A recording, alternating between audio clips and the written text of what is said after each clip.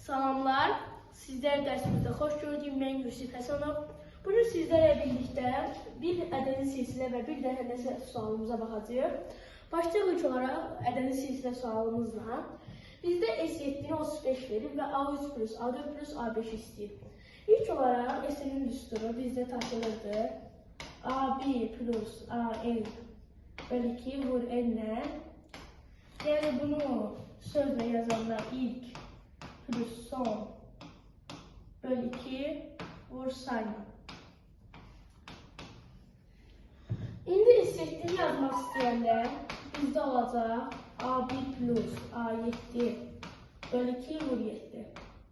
A1 plus A7 də A8 edir. Onu da indekslər cəmi bərabər olan 2 dənə ədədə bölsək, 2 dənə A4 edir.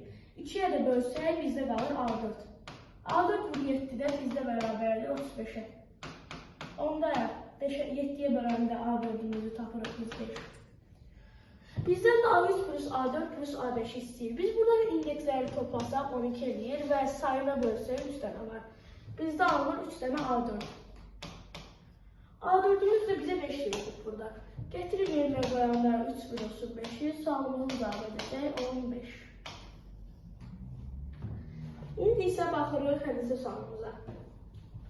Bizdə bir düz bucaqlı üç bucaq verir və ağırlıq mərkəzi verir. Biz bilirik ki, ağırlıq mərkəzi təpədən başlayaraq 2 böl 1 nisbətində bölünür. Bura 2 qalanı 1 K olur. Onda 2 K'nı bizə 5 verir. K'mız olacaq 2,5. Bu xəttdə biz devam etdik. Buramız oldu 2,5. İndi isə bizdən AB-ni istəyir. AB də bizdə hipotenuzdur. C. Biz bilirik ki, median hipotenuzun yarısıdır. Yəni, bura bir D desək, CD 7,5'dirsə, AB 2 dənə 7,5 olmalıdır. Çünki median hipotenuzun yarısıdır. Onda 2'ni de 7,5'e vurduğunda cevabımız olacaq 15.